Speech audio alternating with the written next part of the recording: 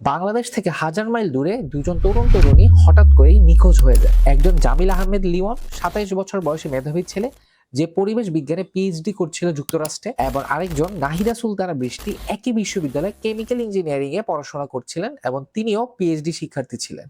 এবং দুইজনে কিন্তু ছিল বাংলাদেশের গর্ব। দুই বাংলাদেশি শিক্ষার্থী নাহিদা বৃষ্টি ও জামিল লিমনের মৃত্যুর ঘটনা তদন্তে বেরিয়ে এলো চাঞ্চল্যকর কিছু তথ্য। নিখোঁজ হওয়ার 10 দিনের মধ্যেই খবর এলো, তবে খবরটা সুখবর নয়, বরং মৃত্যুর খবর। হাওয়ার্ড ফ্র্যাঙ্কল্যান্ডের সেতুর নিচ থেকে উঠে এলো লিমনের ক্ষতবিক্ষত দেহ, আর বৃষ্টির সন্ধান আজও চলছে। আজকের এই ভিডিওতে জানবো কে এই লিমন এবং বৃষ্টি, এবং তাদের সাথে আসলে কি হয়েছিল, কে এই হিসাম, কেনই বা তাকে গ্রেফতার করা হয়েছে, তারপর এই ঘটনা থেকে আমাদের কি কি শিখার আছে। সো চলুন শুরু করা যাক। বাংলাদেশের পিএইচডি শিক্ষার্থীর ভয়াবহ হত্যাকাণ্ডে দুই বাংলাদেশি শিক্ষার্থী নাহিদা বৃষ্টি ও জামিল লিমনের মৃত্যুর ঘটনা। যুক্তরাষ্ট্রের ফ্লোরিডায় দুই বাংলাদেশি পিএইচডি শিক্ষার্থী হত্যাকাণ্ড। জামিল আহমেদ লিমন জামালপুরের ছেলে। ছোটবেলা থেকে মেধাবী, তার স্বপ্ন ছিল সে দেশের জন্য অনেক কিছু করবে, এবং সে স্বপ্নকে বাস্তব করতে পাড়ি জমায় যুক্তরাষ্ট্রের ফ্লোরিডা শহরে। পড়াশোনা করছিল সাউথ ফ্লোরিডা ইউনিভার্সিটি। অন্যদিকে নাহিদা সুলতানা বৃষ্টি কেমিক্যাল ইঞ্জিনিয়ারিং এ পিএইচডি করছিলেন। পরিবার জানিয়েছে লিমন ও বৃষ্টির মধ্যে প্রেমের সম্পর্ক থাকলেও যখন এই ঘটনা ঘটে, অর্থাৎ বর্তমান সময় তাদের মধ্যে তেমন কিছুই ছিল না। 16 এপ্রিল এটাই ছিল তাদের শেষবার দেখা যাওয়ার দিন, এবং সেই দিনের পর থেকে পরিবারের সাথেও তাদের কোনো কন্ট্যাক্ট ছিল না, এবং আশেপাশে তাদের বন্ধু বান্ধবরা অনেক খুঁজে যখন তাকে পেল না, পরদিন 17 এপ্রিল সকালে তাদের নামে নিখোঁজ ডায়েরি করা হয়। এফবিআই ও স্থানীয় পুলিশও অনেক খোঁজাখুঁজি শুরু করে, অনেক চেষ্টা করেও যখন তাদেরকে পাচ্ছিল না, তখন এই ঘটনাটাকে বিপদগ্রস্ত হিসাবে ঘোষণা করা হয়। টেম্পার বাংলাদেশি কমিউনিটি ছিল, সেখানে উদ্বেগ ছড়িয়ে পড়ে, এবং দেশে তাদের পরিবার দিনগুণ ছিল যে কখন তাদের সন্তান ফিরবে। এভাবে একদিন, 2 দিন, 3 দিন করতে করতে 10 দিন কেটে গেল, এবং অবশেষে 10 দিন পর আসলো লিমনের খবর। তবে আফসোস, খবরটা গুড নিউজ নয়, বরং ব্যাড নিউজ। খবর আসলো লিমনের মৃতদেহ পাওয়ার।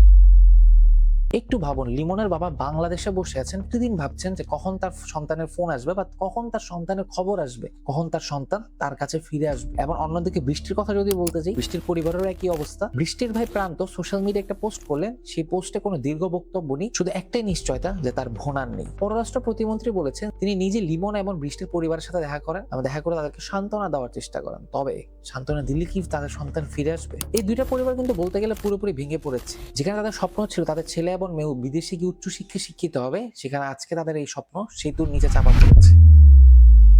24 এপ্রিল যখন লিমনের ক্ষতবিক্ষত মৃতদেহ ফ্লোরিডা ফ্র্যাঙ্কলিন ব্রিজ থেকে উদ্ধার করা হয়, এর কয়েক ঘন্টার মধ্যেই গ্রেফতার হয় প্রধান সন্দেহজনক, অর্থাৎ লিমনের রুমমেট হাসিম, যে ছিল 26 বছর বয়সী আমেরিকান একজন নাগরিক। এই গ্রেফতারে অংশ নিয়েছিল বিশেষ সোয়াট টিম। শেষ পর্যন্ত হিসাম আত্মসমর্পণ করেন, এবং তার বিরুদ্ধে আনা হয়েছে ফার্স্ট ডিগ্রি মার্ডারের 2টা মামলা, মরদেহ গোপন করা এবং তথ্য ও প্রমাণ নষ্ট করার অভিযোগ রয়েছে তার বিরুদ্ধে। 28 এপ্রিল তার নামে প্রি হিয়ারিং ট্রায়ালিং নির্ধারিত, এবং এছাড়া বর্তমানে তিনি জামিন ছাড়া কারাগারে আছে। এবং সবচেয়ে বড় ব্যাপার কি জানেন, প্রথমে যদিও হাসিম সহযোগিতা করতেছিল পুলিশকে, তবে হঠাৎ করে সে কোনো সহযোগিতা করছে না, বরং সব সহযোগিতা অফ করে দেয়, চুপ করে বসে রয়েছে। এবং 28 এপ্রিল যে ট্রায়ালটা হয়, সেখানে বেরিয়ে আসে আরো কিছু ভয়ঙ্কর খবর। আদালতের নথি অনুযায়ী হত্যাকাণ্ডের আগে হিসাম চ্যাটজিপিটিতে জানতে চায় যে কিভাবে মৃতদেহ ব্যাগে ভরে ডাস্টবিনে ফেলে গুম করা যায়, এবং উত্তরে চ্যাটজিপিটি বলে যে এটা বিপজ্জনক, সেই ব্যাপারে সে কোনো হেল্প করতে পারবে না। এবং প্রসিকিউটরের দেওয়া তথ্য অনুযায়ী নিখোঁজ হওয়ার 3 দিন আগে, অর্থাৎ 13 এপ্রিল, তিনি এই ধরনের আরো কয়েকটা প্রশ্ন করে। তদন্তকারীরা জানান 17 এপ্রিল হিসামকে তার অ্যাপার্টমেন্টে ডাস্টবিনে বক্স ফেলতে দেখেন একজন রুমমেট। পরে তল্লাশিতে সেখান থেকে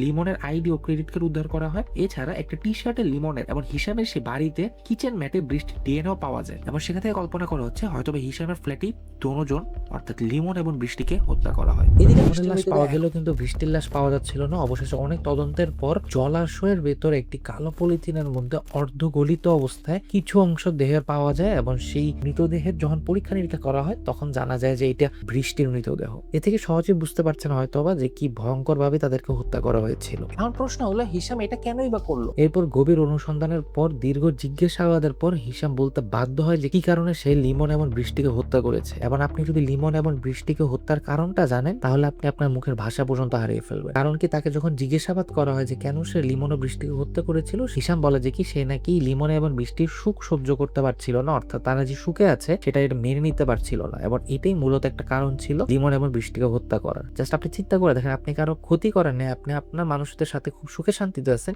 এই জিনিসটাও একটা কারণ হয়ে যেতে পারে সমস্যা ছিল। মৃত্যুর। এবং এই ঘটনাটি আরেকটা বড় প্রশ্ন তুলছে যে বাংলাদেশের থেকে পড়তে যাওয়া বিদেশি শিক্ষার্থীরা কতটা পরিমাণে বা নিরাপদ। পরিচিত মানুষ দ্বারাই যখন এরকম পরিণতি হয়, তখন কোথায় বা যাবে তারা? এই ঘটনায় বাংলাদেশ সরকার আনুষ্ঠানিক প্রতিক্রিয়া জানাচ্ছে। পররাষ্ট্র প্রতিমন্ত্রী শামা ওবায়দ ইসলাম সংবাদ সম্মেলনে বলেছেন যে বাংলাদেশ যথাযথ তদন্ত এবং বিচার চায় এবং সেই বিচার যাতে সুস্পষ্ট এবং সুবিচার হয় তার জন্য যথেষ্ট পরিমাণ চেষ্টা করে যাচ্ছে বাংলাদেশ। এফবিআই, স্টেট ডিপার্টমেন্ট এবং সংশ্লিষ্ট সব সংস্থার সাথে বাংলাদেশ দূতাবাস সার্বক্ষণিক যোগাযোগ রাখছে। যুক্তরাষ্ট্রে থাকা বাংলাদেশের কমিটিও গভীর শোকে আছে।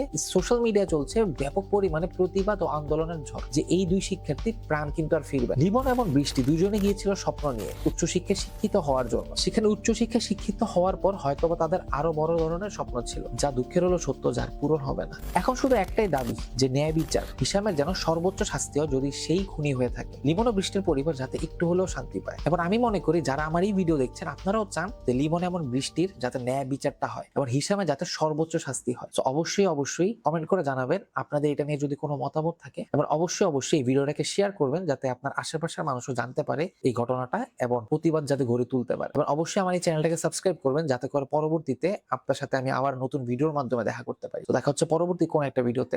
আল্লাহ হাফেজ।